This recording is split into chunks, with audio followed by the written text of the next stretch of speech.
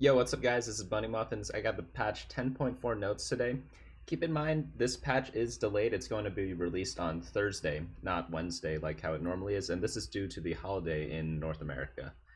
So we're going to take a look at the highlights. Buffs to Ornn, Senna, Nocturne, Lucian, Olaf, Singed, Zed.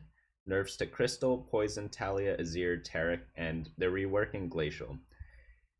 So let's looking at the traits. Crystal is being nerfed at 2 Crystal from 100 damage to 110.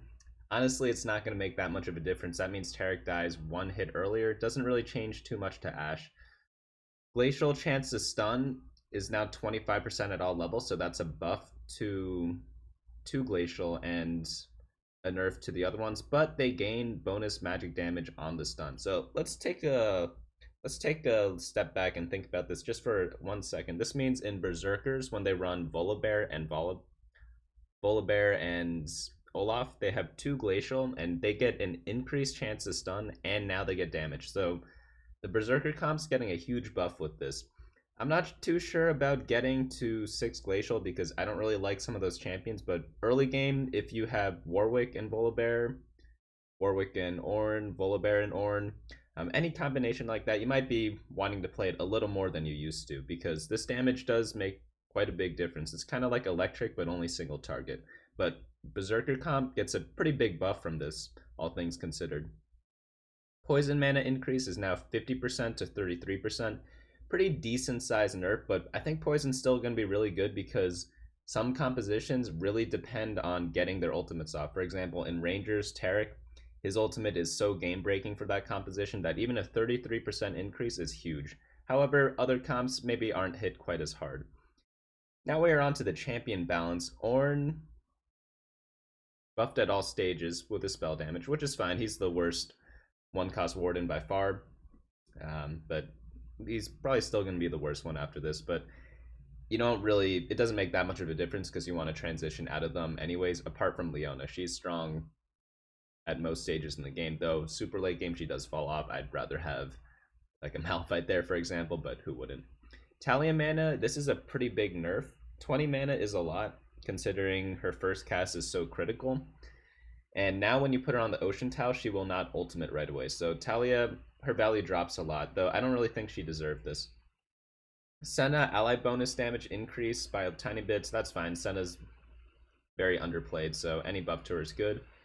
Tier 3, we have Azir starting and total mana decrease.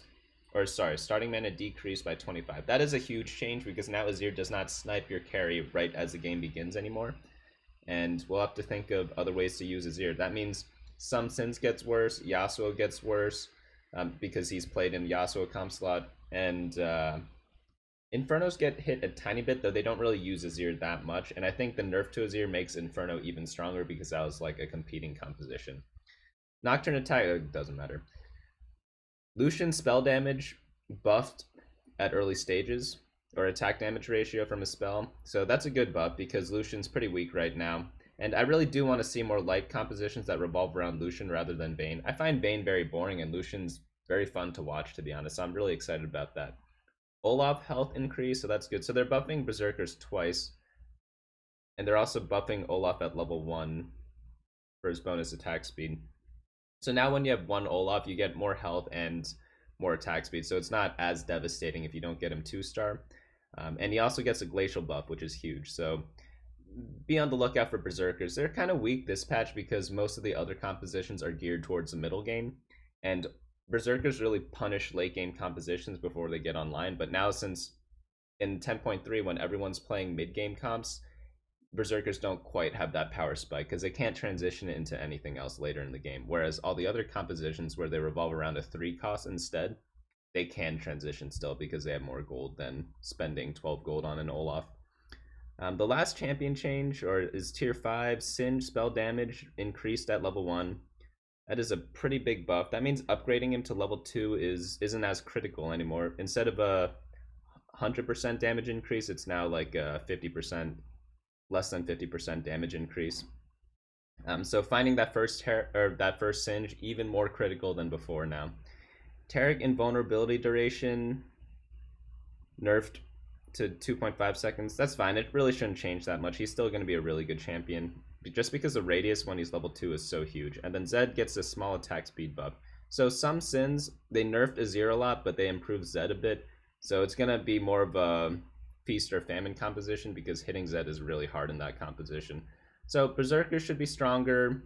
Lights got slightly stronger, but Inferno Shadows were not touched at all this patch, which is quite interesting. I'm going to do a quick scan again, but it really doesn't seem like Inferno Shadows were touched at all. So they should be the strongest comp come Thursday, but we'll see what actually happens because whenever a patch changes, just because a composition was strong last patch and everything else gets nerfed, it doesn't mean that they jump right to the top because based on people's leveling patterns, that decides what compositions are strong a lot of times. And if that goes out of favor for Inferno Shadows, you could see them not be the best comp, but they should still be very, very, very high up there, I'll be honest. Especially in the beginning of the patch, everyone's going to be playing them.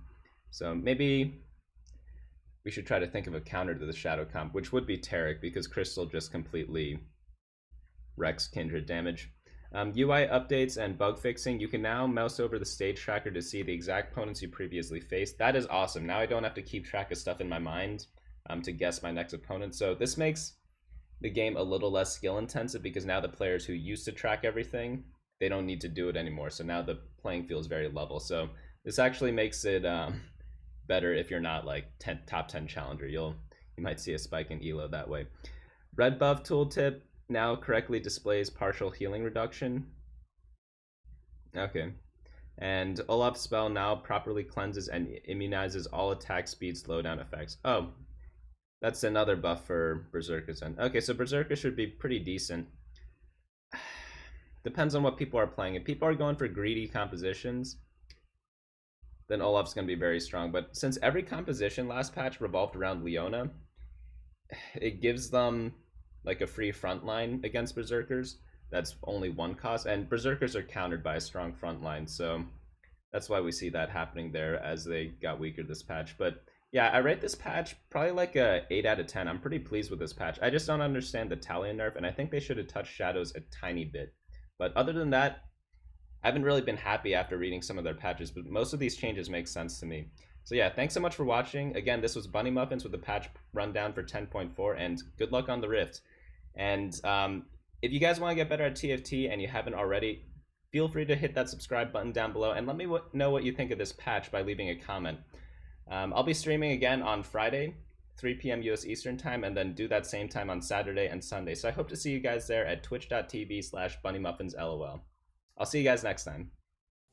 Hey guys, thanks so much for watching. Don't forget to share and subscribe, and of course smash that like button. Each like is an LP I gain before the next video.